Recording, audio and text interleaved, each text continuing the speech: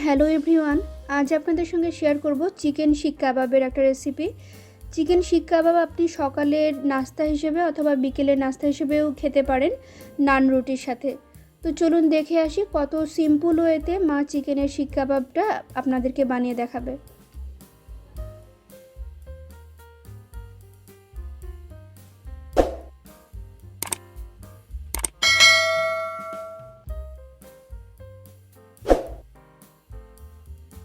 Chicken শিক কাবাব করার জন্য একটু বড় সাইজের 2-2.5 কেজি ওজনের মুরগি আপনারা নেবেন, যেগুলোতে একটু চর্বি থাকবে।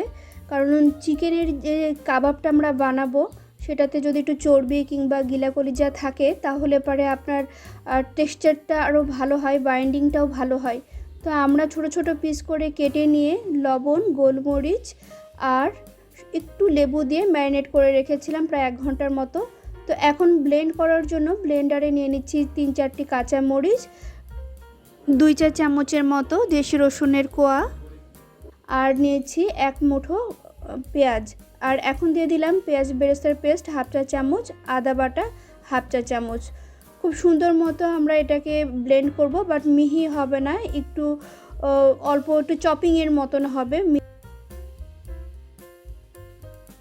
একটু ধনে পাতাও দিয়ে দিচ্ছি। ধনে পাতাগুলো দিলে যখন আপনি কাবাবটা খাবেন তখন খুবই ভালো লাগবে, ধনে পাতার একটা ফ্লেভার আসবে।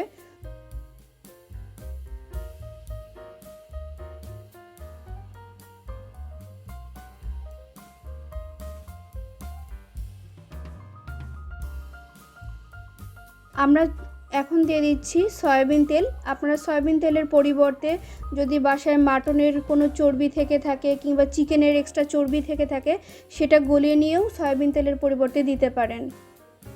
এখন ম্যারিনেট করা চিকেন অল্প অল্প করে মেশাবো আর ব্লেন্ড করব, একবারে সবটুকু দিয়ে ব্লেন্ড করা যাবে না। এখন দিয়ে দিচ্ছি স্বাদ মতো একটু লবণ,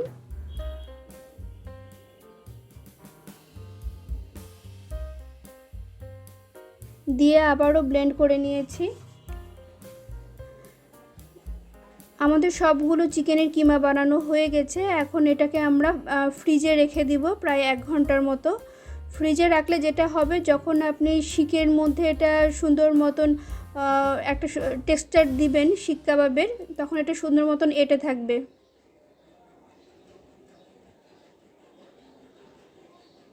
আমরা সাদা তেল দিয়ে শিক কাবাবটা ভেজে নিচ্ছি, সামান্য একটু তেল দিবেন, এটা হালকা তেলে এটা ভেজে নিতে হবে, ডুবো তেলে না ভাজাটাই ভালো।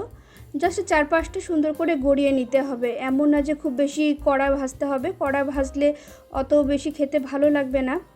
আপনারা যদি তেলে ভাজতে না চান তাহলে গ্রিল যেভাবে করে ওভাবে করে খেতে পারেন আগুনের তাতে।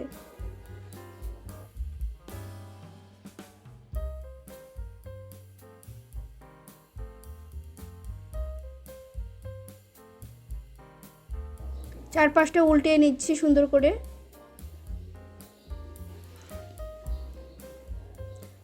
এভাবে আমরা সবগুলো চিকেন শিক কাবাব ভেজে নিয়েছি।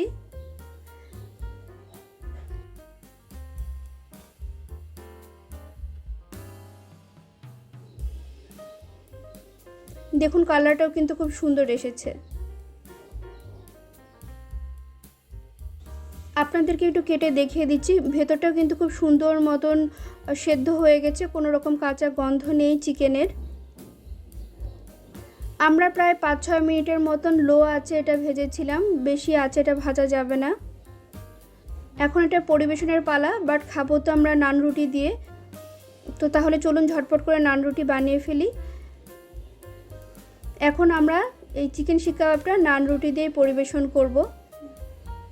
নান রুটিটা কিভাবে বানাতে হবে এটার আমাদের চ্যানেলে আলাদা একটা রেসিপি দেয়া আছে, সেটার লিংক আমি ডেসক্রিপশন বক্সে দিয়ে দিব, আপনারা দেখে নিতে পারেন। আপনারাও ঠিক এইভাবে ট্রাই করুন, আর খেতে কেমন হয়েছে আমাদেরকে অবশ্যই জানাবেন।